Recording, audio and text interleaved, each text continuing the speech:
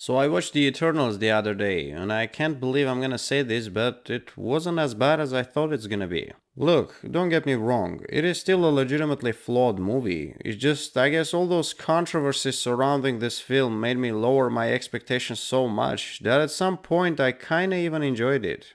I mean, how bad this film should be that even critics from Rotten Tomatoes, who have a history of praising some genuinely bad Marvel movies, took a big dump on this one despite its diverse hero team. Dude, we have a first LGBTQ superhero. There are even some rumors that this representation will save lives.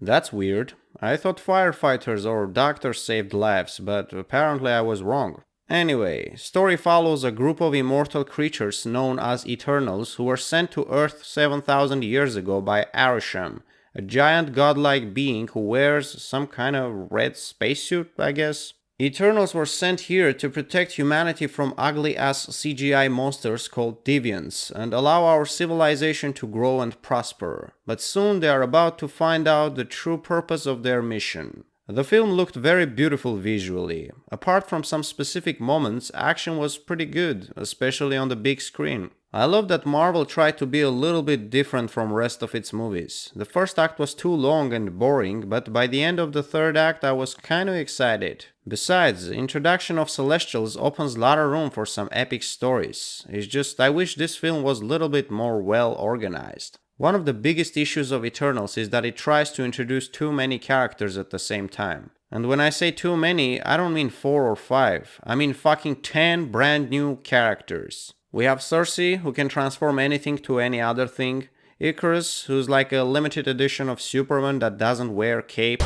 I don't wear a cape. There's also that badass dude from Train to Busan with a few upgrades. And then this chick with her imaginary swords who has PTSD. Holy shit, it's Angelina Jolie. Haven't seen you for a while. How's Brad Pitt doing? What? You broke up? Nobody cares. We also have an Indian guy who can shoot with his fingers, a lady with a fancy hat, a kid who doesn't grow up and does magic tricks, a dude who can do mind control, a very fast girl who's deaf, and a technology guy who happens to be gay. Representation. What?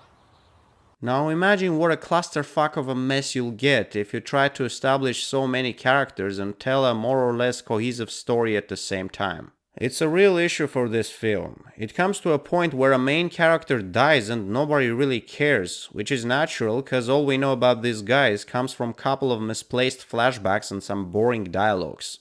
Look, there are films that manage to be compelling enough and successfully introduce a bunch of new characters, but they do that by telling a good story from the perspective of the main hero. Take Guardians of the Galaxy for example. Even though we have a team of previously unknown comic book characters, we don't try to know them one by one through some goofy flashbacks. Instead, we focus on a story, having Peter Quill as the heart and the soul of the film. Cersei is supposed to be the central character of this film, but she clearly lacks both charisma and screen time, and the messed up plot definitely doesn't help. Our experience as a viewer will be more natural if we get to know the characters by seeing them react to the events of the story, instead of having a long and boring introduction that will take up half of the movie. Eternals wasn't without its logical inconsistencies and plot holes either. The biggest issue that I had was about Eternals' non-interference policy. According to Cersei, they can't interfere to any human conflict because it could affect our natural evolution as a species. That's why they didn't do anything during previous events of MCU, quite a few of which can hardly be called a human conflict. Like that time when a crazy android almost blew up the planet, or when an alien army attacked New York. Oh yeah, indeed, a very human conflict.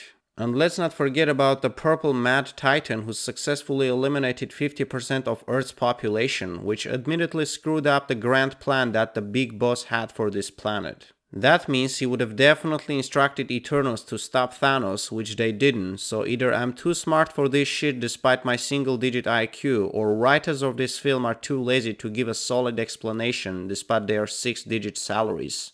But I digress. The sad thing is that this film really had the potential to be something more and special. Ancient gods, giant cosmic beings, I mean, how could you fuck this up and turn into another generic Marvel movie? Once again, we see that the best days of MCU are left behind. And I'd love to be wrong, but for now, facts are proving otherwise. I'm gonna give Eternal 6 out of 10. It wasn't too bad, but wasn't particularly good either. I'll see you next time. Peace.